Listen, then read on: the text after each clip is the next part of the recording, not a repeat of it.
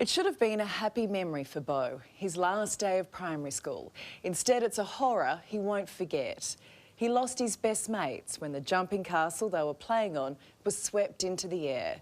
Parents believe a lazy decision by the operator cost 6 young lives. But the court says it was a freak weather accident. I know, he's a devil. He had this incredible spark. He was just spectacular. Georgie Burt remembers her 12-year-old boy slipping on these sneakers for the last day of school like it was yesterday. Zane Mellor took them off to go on a jumping castle with friends.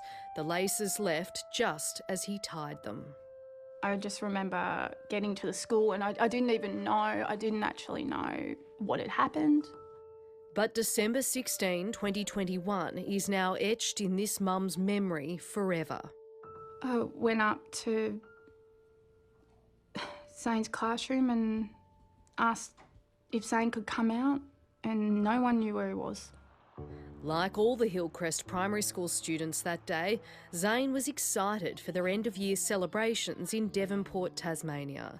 He and his classmates were playing on the jumping castle when a sudden strong wind lifted it off the ground, flying 62 metres across the school oval. I tried to get down to the oval where it had happened, and I wasn't allowed down there. I got ushered away. Desperately looking for her son, Georgie was told he'd been transferred to hospital. I pushed doors open to try and find him, and he wasn't there either. And no one knew where he was there either. So I got ushered up to a top room and I waited for what felt like hours and hours and hours. And then got told he died on the oval. Zane Mellor was one of 6 who lost their young lives, along with Peter Dott, Jalayla Jane Marie Jones, Jai Sheehan, Chase Harrison and Addison Stewart. With a final resting place far too soon, Georgie's dinosaur-loving, video game-obsessed son was adored just as much by his nan. He had his bag of PlayStation stuff and whatever else, and he knocking on the door, Nan, can I come in, can I come and stay? Yeah, this is the last photo I ever actually took of him. That's the day before he passed away. Yep. There's this hole inside my chest that I can just never feel for the rest of my life. Rosemary Gamble was hired to set up and run a jumping castle for the school's event. The weather was warm and still. She used one like this she'd purchased from East Inflatables. I put trust in the people that are running them, so I don't fathom that something bad can happen or would happen. Went up the slide, went down the slide, and then that's when it happened.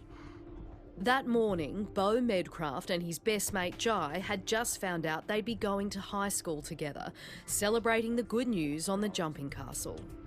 I look up and it's pretty much just a whole bunch of leaves and twigs and everything just spinning in a circle. And then we tipped backwards and then it took off up in the air. I remember just getting flung around in the jumping castle on the slide, and then I flew out and I hit the ground. I came unconscious. Beau suffered multiple injuries. That night, learning his best friend didn't survive. Pretty heartbreaking. I didn't know what to do, whether to cry or try and move. I think I added up, we spent over 2,000 hours on Xbox together, just playing. It's a day that still haunts him as much as it does parents Tammy Webb and John Medcraft. Tears at your heart. It's just... It still does now, and it's going to forever. It's not something's going to go away. Have you both pondered it could have been Beau? Yeah, every day. Every day. It's like I suffered a lot of guilt, I guess, at the start, knowing that my son had come home, but 6 other children didn't. And that nearly broke me. A Current Affair obtained this video, which parents say was posted on an app the school used for sharing updates with family. Uploaded just before the tragedy, it captures the setup of the jumping castle. A mother decided to record the video, which soon after was removed. Just days after witnessing the horror, Beau asked his parents to go back to school, writing notes on gaming controllers for his friends.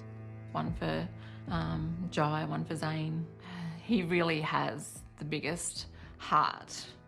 He's just always thinking about how everybody else is doing and not worrying about himself. Do you feel okay being back here? Yeah. Probably at least once a week we come by. We try not to avoid it, just to, I guess, help with the healing process.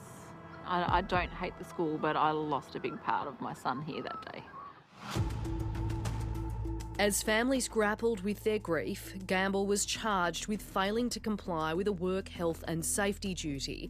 Families endured 10 days of evidence in court where it was revealed the inflatable castle had 8 anchorage points, but Gamble used pegs at only 4 of them to secure it to the ground, which prosecutors alleged went against the manufacturer's instructions.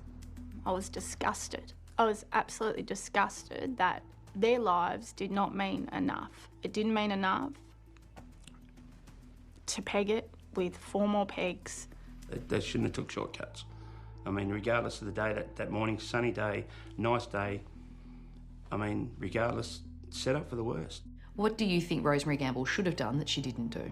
On the ute that sat beside the actual jumping castle that they set up from, had extra pegs on the ute. They had steel pickets in the back of the car. The steel pickets were sitting there with proper rated carabiners. And the pegs she did use, they alleged, weren't those recommended by the manufacturer. The Devonport Magistrates Court hearing she used a mix of different pegs on this particular day. And that was something that unravelled during the court process, that their practices were inconsistent. Mechanical engineer Roderick McDonald told the court Rosemary's operation of the jumping castle didn't comply with Australian standards. Rosemary told WorkSafe the manufacturer supplied only 4 pegs and there was no manual, but their website said the castle itself did comply with Australian standards. It was openly admitted in court that they had tethered this same jumping castle with 8 pegs before and tied it to a car. So it wasn't a lack of knowledge at all. It was laziness. I mean, we go to Kmart and buy something, and if it hasn't got everything with it, we go back and go, we're missing something. In court, the victims' families heard Rosemary had been using the jumping castle for 5 years, having researched online, downloading a manual and watching YouTube videos to learn how jumping castles were set up. Children were on that jumping castle. How did you think that was okay? I can watch YouTube to be an astronaut, doesn't mean I can fly to space.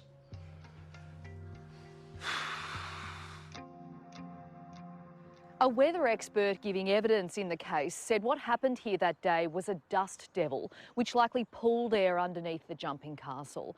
Had 8 pegs been used instead of 4, families feel their children may still be alive. But the court disagreed, concluding in this freak wind event, it wouldn't have made a difference to the jumping castle's anchorage system and the tragic outcome. How does he know that, really? How does he actually know that? The court had heard evidence from Professor David Eager, who said the dust devil meant not even 20 pegs would have held the jumping castle down. The magistrate dismissed the charge against Rosemary Gamble, her lawyer speaking on her behalf after she walked from court. I never meant for anything like this to happen, and I'm just so sorry that it did. Anybody can probably sit here and say, we were looking for someone to blame, but that's not exactly true. If we knew that Rosemary had done everything right, maybe it would put a little bit less of a load on us. And families say the school played a part too. Their risk managements, the setup of the day, what they've done afterwards, like, they've really answered no questions. Relying on a product that you have just purchased from overseas that does not come with instructions, you are not doing your due diligence, and you're not providing a safe environment for these children. Morris Blackburn lawyer Dimi Ioannou is now fighting for this tight-knit community, representing dozens of families in a class action.